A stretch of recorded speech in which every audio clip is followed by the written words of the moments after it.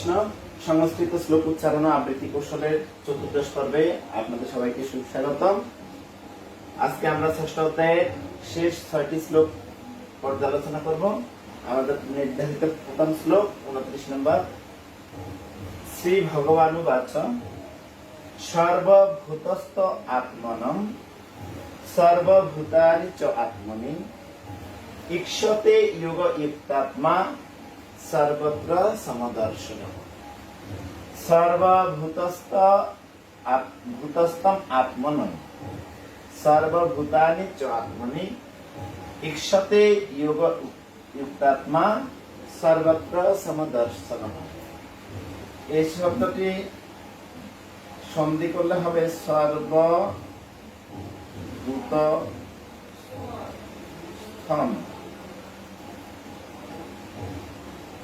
আত্মনম।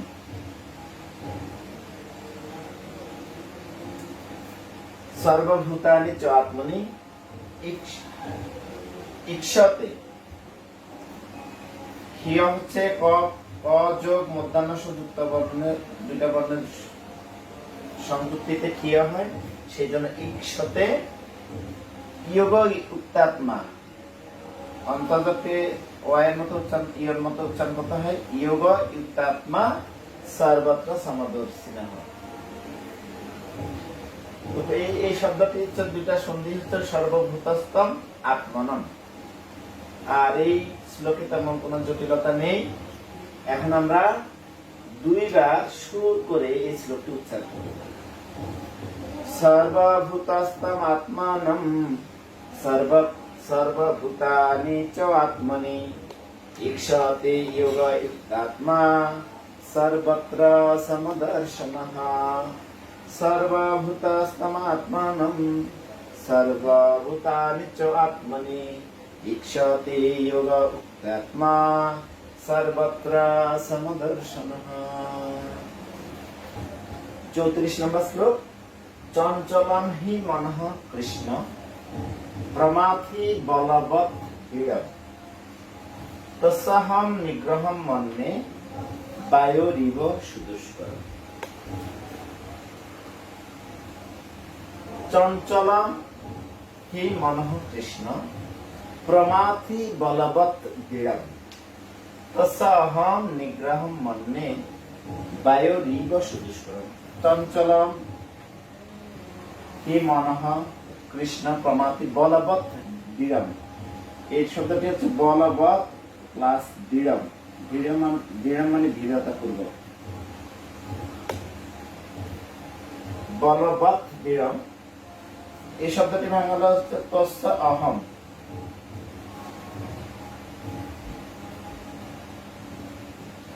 তস্য plus অহম।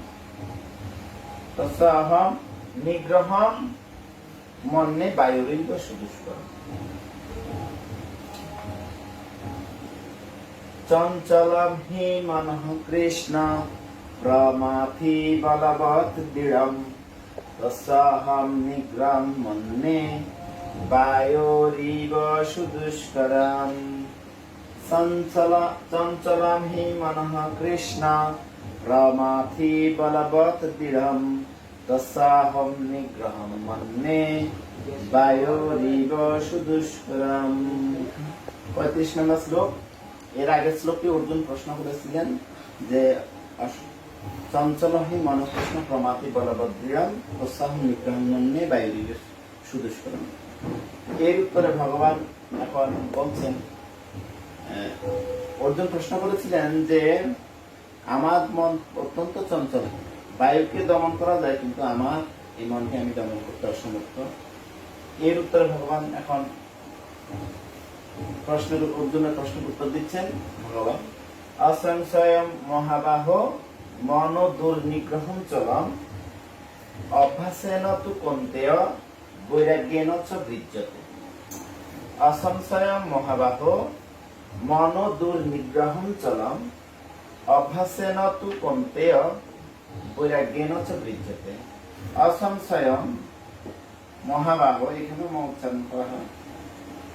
সংসার মহাবা মনোদুর্নিগ্রহম চলম অভ্যাসেন তো কন্তেয় বৈরাগ্যেন চ বিদ্যতে। আর কোনো জটিলতা নেই এই শ্লোকে। অসংশয় মহাবাহো মনো দুর্নিগ্রহং চলম অভ্যাসেন তু কৌন্তেয় বৈরাগ্যেন চ গৃহ্যতে। অসংশয় মহাবাহো মনো দুর্নিগ্রহং চলম অভ্যাসেন তু কৌন্তেয় বৈরাগ্যেন চ গৃহ্যতে। 37 নম্বর শ্লোক। এই অধ্যায়ে অর্জুন দুটি প্রশ্ন করেছেন, এটি আরেকটি প্রশ্ন। অয়তিহ শ্রদ্ধেয় পেত যুগত চলতি মানস অপ্রাপ্য যোগ সংসিদ্ধি কাম গতিন কৃষ্ণ গচ্ছতি। অয়তিহ শ্রদ্ধেয় পেত জগৎ চলতি মানস অপ্রাপ্য যোগ সংসিদ্ধি কাম গতিন কৃষ্ণ গচ্ছতি।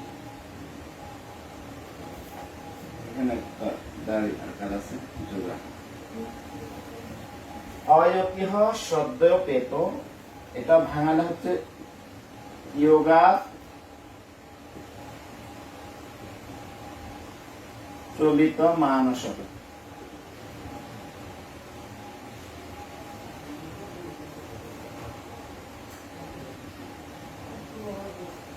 অপ্রাপ্য যোগ সংসিদ্ধি কাম গতিম কৃষ্ণ গচ্ছতি। এখানে কোনো জটিলতা নেই।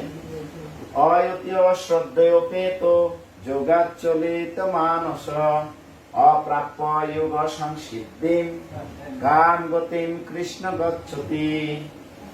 অয়তিহ শ্রদ্ধেয় পেত যোগাচলিত মানস অপ্রাপ্য যোগ সংসিদ্ধি কাম গতিম কৃষ্ণ গচ্ছতি। অর্জুনের প্রশ্নের আবার উত্তর দিচ্ছেন ভগবান শ্রীকৃষ্ণ 41 নম্বর শ্লোকে। পাপ্যপূর্ণ কৃতাম লোকাম উষিতাম শাশ্বতী সোনা শুচিনাম শ্রীমতাম গেহে যোগভ্রষ্ট অভিজায়। প্রাপ্যপূর্ণ কৃতাম লোকান উষিতা শাশ্বতী সোনা শুচিনাম শ্রীমতাম গেহে যোগভ্রষ্ট অভিজায়। প্রাপ্যপূর্ণ কৃতাম লোকাম, এটি হচ্ছে লোকান বা উষিতা শাশ্বতী সমা শুচিনাম শ্রীমতাম গেহে যোগভ্রষ্ট অভিজায়তে। এই হয়ের পর অর্ধমাত্রা, এই জন্য অ হয়ে অভিজায়তে হচ্ছে, অ প্লাস ভিজায়তে।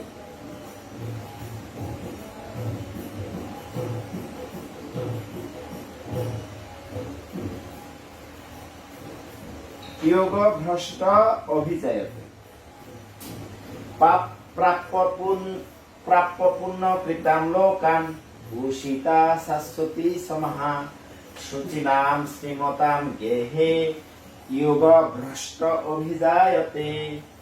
প্রাপ্যপূর্ণ কৃতাম লোকান উষিতা শাশ্বতী সমহা শুচিনাম শ্রীমতাম গেহে যোগ ভ্রষ্ট অভিজায়তে। সর্বশেষ শ্লোক এই অধ্যায়ে। যোগিনাম অপি সর্বেষাং মদ্গতেন অন্তরাত্মনা শ্রদ্ধাবান ভজতে ইয়মাম সমে যুক্ত তমম মতঃ। যোগিনামপি সর্বেষাং মদ্গতেন অন্তরাত্মনা শ্রদ্ধাবান ভজতে ইয়মাম সমে যুক্ত তমো মতঃ। এখানে এই শব্দটি হচ্ছে মদ গতেন প্লাস অন্তর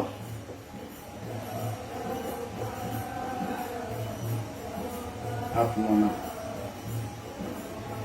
মদ গতেন অন্তরাত্মনা যোগিনাম অপি সর্বেষাং মদ গতেন অন্তরাত্মনা শ্রদ্ধাবান ভজতে ইয়মাম সমে যুক্ত তমো মতঃ। কোন জটিলতা নেই এই শ্লোকেও। এখন আমরা শুদ্ধি উচ্চারণ করব। যোগিনামপি সর্বেষাং মদ্গতেন অন্তরাত্মনা শ্রদ্ধাবান ভজতে ইয়মাম স্বমে ইয়ুক্তো তমো মতঃ যোগিনামপি সর্বেষাং মদ্গতেনন্তরাত্মনা শ্রদ্ধাবান ভজতে ইয়ো মাম। হরে কৃষ্ণ। গত ক্লাসে সর্বশেষ শ্লোক 6ষ্ঠ অধ্যায় 26 নম্বর শ্লোক। সেই শ্লোকের বিষয় হচ্ছে যে যোগ অভ্যাস করার উদ্দেশ্য হচ্ছে মনকে স্থির করা। তো ইতিপূর্বে আলোচনা করা হয়েছে যোগী অষ্টাঙ্গ যোগ পদ্ধতি রয়েছে, সেই যোগ পদ্ধতির উদ্দেশ্য হচ্ছে যোগারূঢ় স্তরে উন্নীত হওয়া। যোগারূঢ় স্তর হচ্ছে সেই স্তর যে স্তরে শুধুমাত্র পরমাত্মা ধ্যান হয় এবং কিছু যোগাভ্যাস বা যোগ আসন অনুশীলন করতে হয়, যে আসনের মাধ্যমে পরমাত্মায় মনকে সমাহিত করা। তো এই পরমাত্মায় মনকে সমাহিত করার পূর্বে মন বহুবিধভাবে চাঞ্চল্যতা আসে, মনে চঞ্চলতা আসে। তো সেই বিষয়গুলো থেকে নিবৃত হয়ে আত্মার বশে আনার চেষ্টা করার কথা ভগবান বলছে। কারণ 27 নম্বর শ্লোকে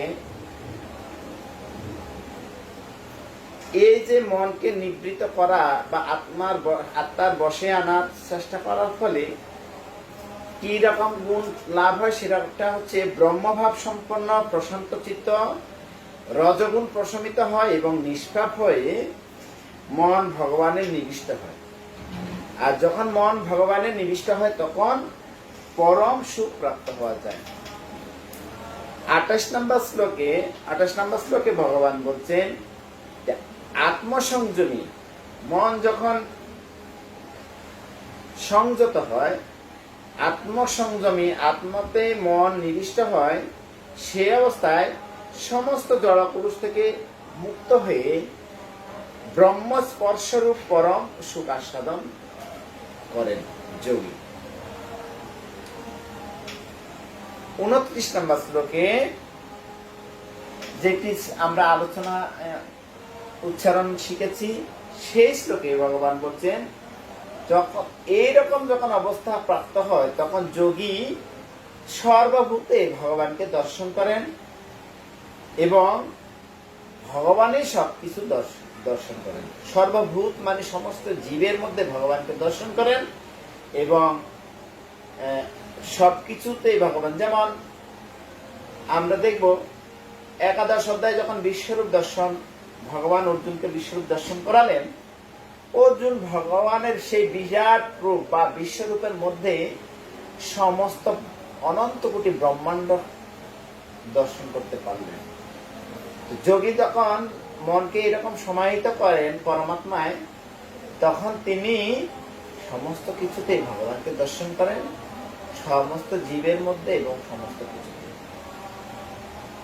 30 নম্বর শ্লোকে বলছেন যোগী তখন কি করেন, সর্বত্র আমাকে দর্শন করেন এবং আমাতে সমস্ত বস্তু দর্শন করেন।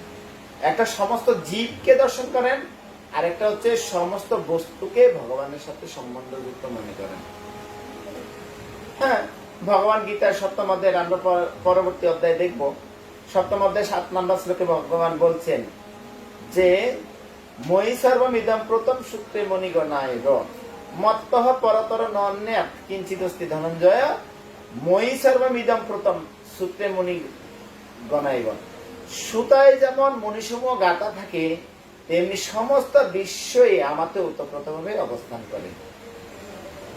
হ্যাঁ, তো এটি তখন যোগী সম্পূর্ণরূপে দর্শন করতে পারে। যেমন আমরা দেখি মহাপ্রভুর লীলায়, মহাপ্রভু যখন উড়িষ্যা পুরী ধামে ছিলেন, ঠিক টোটা গোপীনাথের সামনে একটা চটক পর্বত আছে, আর মহাপ্রভু ভক্তভাব অঙ্গীকার করে এসেছেন, আর তিনি এই চটক পর্বতকে গিরি গোবর্ধন পর্বত মনে করে তিনি তাকে আলিঙ্গন করলেন এবং সেখানে তিনি মূর্ছিত হয়ে অষ্টসাত্ত্বিক বিকার বা প্রেম লাভ করেছিলেন। প্রেম প্রদর্শন করেছেন।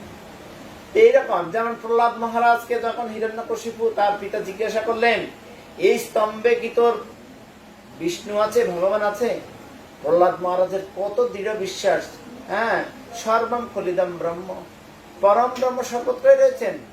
তখন তিনি প্রহ্লাদের এই অটুট বিশ্বাসে ভগবান সে ফটিক স্তম্ভ থেকে প্রকটিত হয়ে নরসিংহ রূপ ধারণ করে হিরণ্যকশিপু। এই হচ্ছে ভক্তের লক্ষণ। সমস্ত কিছুতে তিনি তখন ভগবানকে দর্শন করেন। এবং 31 নম্বর শ্লোকে ভগবান বলছেন, পরমাত্মা রূপে জেনে তখন সেই যোগী আমার ভজনা করেন এবং সর্ব অবস্থাতে আমার সাথে অবস্থান করেন। 32 নম্বর শ্লোকে ভগবান বলছেন যে যিনি সমস্ত জীবের সুখ দুঃখের, তখন যোগী কি করেন, সমস্ত জীবের সুখ দুঃখকে নিজের সুখ দুঃখের সাথে একই রকম মনে করেন। এবং তিনি হচ্ছেন, যিনি এরকম মনে করেন তিনি হচ্ছেন সর্বশ্রেষ্ঠ যোগী। এটা হচ্ছে ভগবান, হ্যাঁ, আমার মতে তিনি হচ্ছেন সর্বশ্রেষ্ঠ যোগী। এটা ভগবান কৃষ্ণের অভিমত।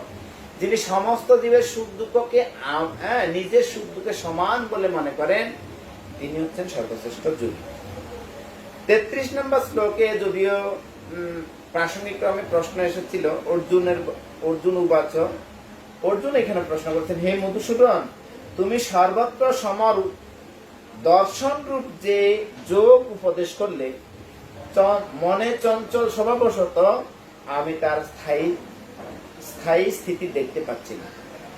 ভগবান পরবর্তী শ্লোকে বলছেন, চঞ্চল হি মন কৃষ্ণ প্রমাথি বলবদ্বিরম তৎসহম নিগ্রহম মন্যে বায়ুরিগ সুদুষ্করম। চঞ্চল হি মন কৃষ্ণ, হে কৃষ্ণ, আমার মন অত্যন্ত চঞ্চল, প্রমাথি বলবদ্বিরম, অত্যন্ত দৃঢ়, হ্যাঁ, তৎসহম নিগ্রহম মন্যে বায়ুরিগ, বায়ুকে দমন করা সম্ভব কিন্তু আমার মনকে দমন করা অত্যন্ত দুরূহ। এই প্রশ্নের উত্তরে ভগবান কৃষ্ণ অর্জুনকে এই মন চঞ্চল মনকে কিভাবে বশীভূত করতে হয় সেটির সমাধান দিচ্ছেন। অসংশয় মহাবাহ মন দুর্নিগ্রহম চলম অভ্যাসেন তু কৌন্তেয় বৈরাগ্যেন চ বিজ্জতে। অসংশয় মহাবাহ মন দুর্নিগ্রহম চলম, হ্যাঁ, ভগবান বলছেন ঠিক আছে, মন অত্যন্ত চঞ্চল, হ্যাঁ, দুর্নিগ্রহম চলম, অত্যন্ত চঞ্চল, দুর্দমনীয়, তাতে কোনো সন্দেহ নেই, কিন্তু হে কৌন্তেয় অভ্যাস ও বৈরাগ্যের দ্বারা তুমি সেই চঞ্চল মনকে বশীভূত করো, বা বশীভূত অভ্যাস ও বৈরাগ্যের দ্বারা চঞ্চল মনকে বশীভূত করা যায়। এবং 36 নম্বর শ্লোকে ভগবান বলছেন, এটা ভগবান সিদ্ধান্ত দিচ্ছেন, অসংযত চিত্ত ব্যক্তির পক্ষে আত্ম উপলব্ধি করা সম্ভব নয়, কিন্তু যার মন সংযত এবং যথার্থ উপায় অবলম্বন করে মনকে বশ করার চেষ্টা করেন তিনি সিদ্ধি লাভ করেন, সেটি আমার অভিমত। ভগবান এখানে তার সিদ্ধান্ত স্থাপন করেছেন, এটা সেটি আমার অভিমত। কি অভিমত? যে সংযত এবং যথার্থ উপায় অবলম্বন করে। এই যথার্থ উপায়টা কি? যথার্থ উপায় হচ্ছে, একমাত্র উপায় হচ্ছে কৃষ্ণ ভাবনা মৃত গ্রহণ। কেউ যদি যথার্থ উপায় অবলম্বন করেন, যথার্থ উপায় কি হচ্ছে, কেউ যদি ভগবানের পাদ পদ্মে আত্মসমর্পণ করেন, শরণাগত হন বা কৃষ্ণ ভাবনাময় হন, তাহলে তিনি তার চঞ্চল মনকে স্থির করতে সমর্থ হন এবং এই চঞ্চল মনের স্থিরতার কারণে তিনি সিদ্ধি লাভ প্রাপ্ত হন। এটা ভগবানের অভিমত। হ্যাঁ, এখন 37 নম্বর শ্লোকে ভগবান অর্জুন আবার প্রশ্ন করছেন ভগবানকে, হে কৃষ্ণ, যিনি প্রথমে শ্রদ্ধা সহকারে যোগে যুক্ত হয়ে পরে চিত্ত চাঞ্চল্য হেতু ভ্রষ্ট হয়ে যোগে সিদ্ধি লাভ করতে না পারেন, তবে সেই ব্যর্থ যোগীর কি গতি লাভ হয়? হ্যাঁ, যোগ অনুশীলন করতে, এই ভক্তি যোগ অনুশীলন করলাম, কিন্তু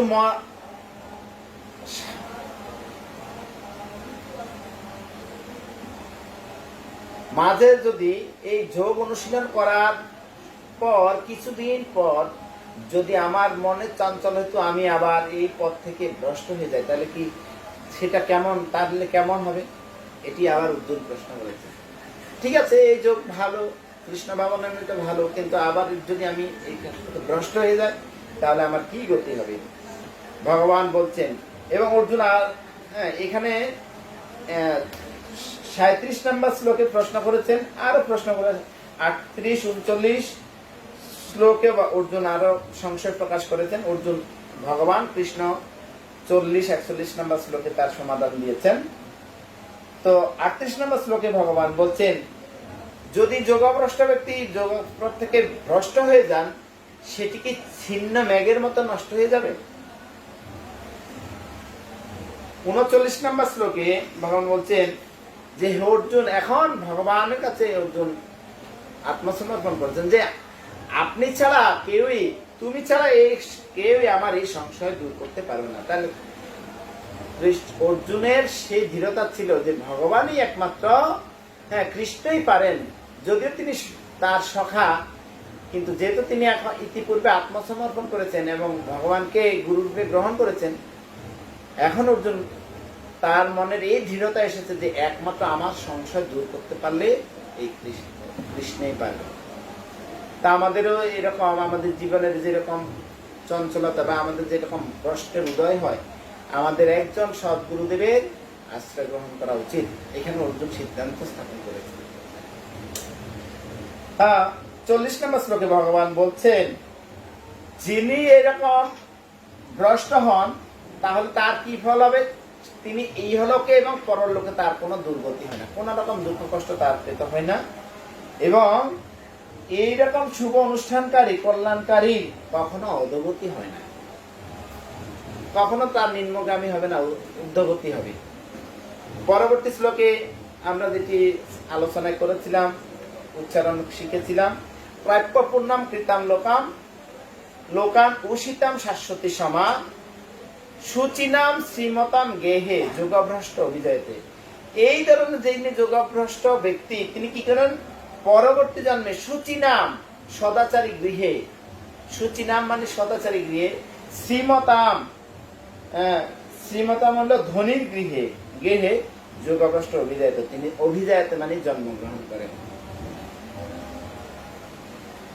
তার অধোগতি হয় না এবং তিনি কি করেন? এই জগতে তার দুঃখ হয় না, পরজগতে দুঃখ হয় না, তার অধোগতি হয় না, আরো কি হয়? উর্ধ্বগতি হয় তো হয়।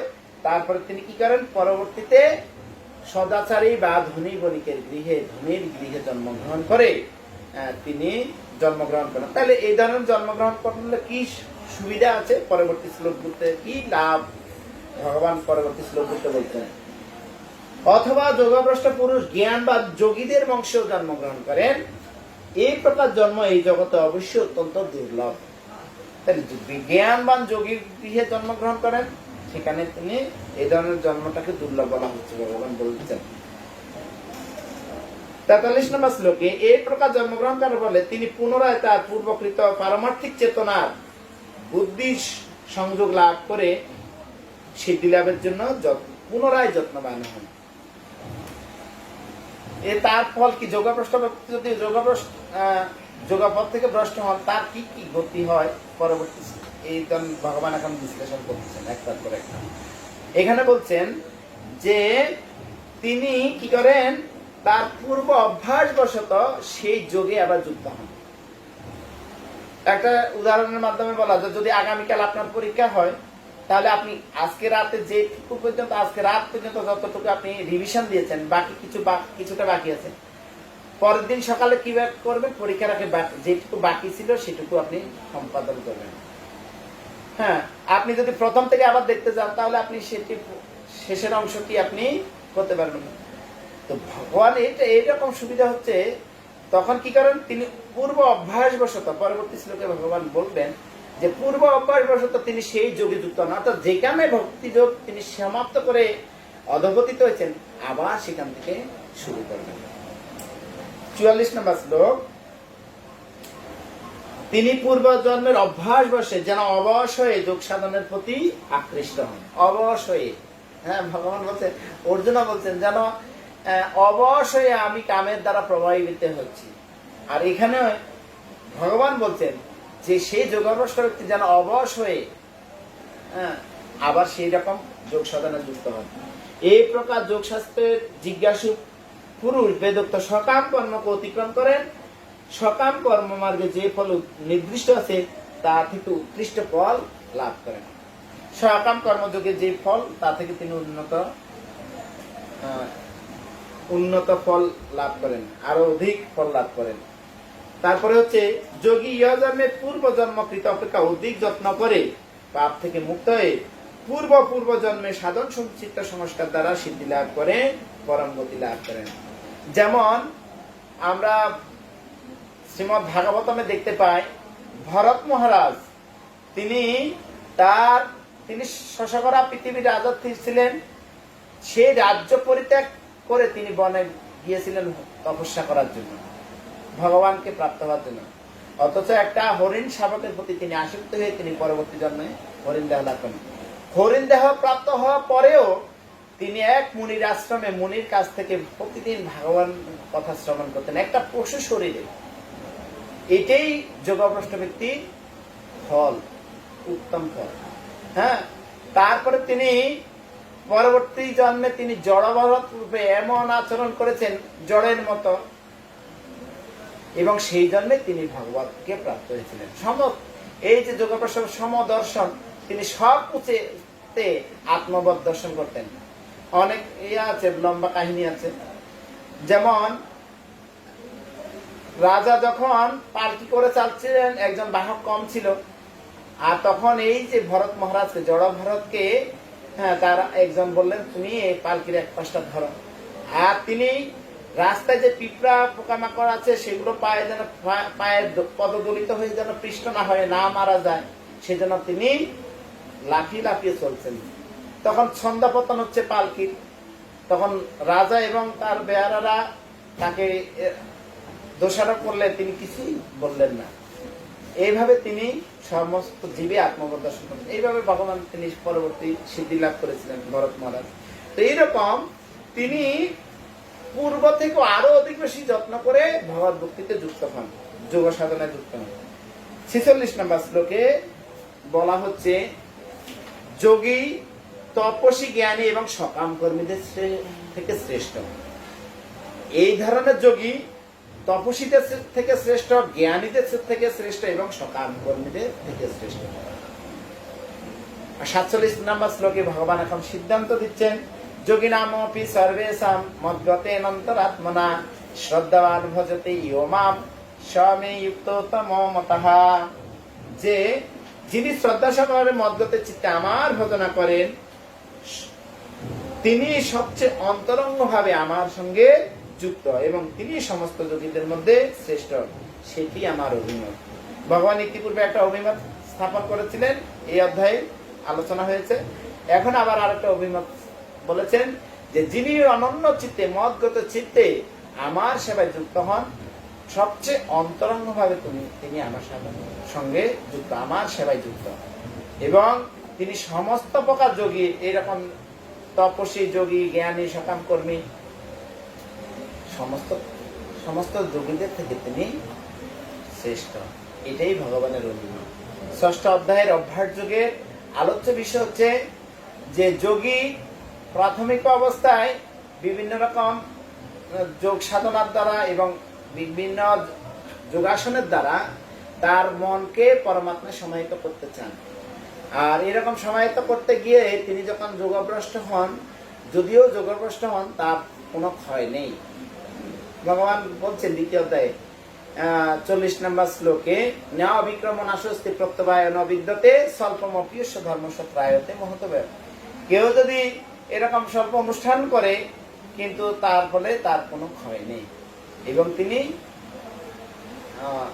ভগবান তার সেই অবস্থা থেকে মুক্ত করেন। তো এখানে এই অধ্যায়েও ভগবান আবার পুনরালোচনা করছেন যে যদি তিনি এরকম যোগভ্রষ্ট ব্যক্তি যদি যোগভ্রষ্ট থেকে ভ্রষ্ট হন তার মনের চঞ্চল্য হেতু, তাহলেও তিনি পরবর্তী জন্মে সেই ভগবতী সম্পাদন করে ভগবানের নিত্যধামে গমন করার সুযোগ লাভ করেন। এবং এই ধরনের যোগী হচ্ছে সর্বাপেক্ষা শ্রেষ্ঠ যোগী। এটাই ভগবানের অভিজ্ঞতা, এই অধ্যায়ের আলোচ্য বিষয়। হরে কৃষ্ণ কৃষ্ণ কৃষ্ণ কৃষ্ণ হরে হরে, হরে রাম রাম রাম।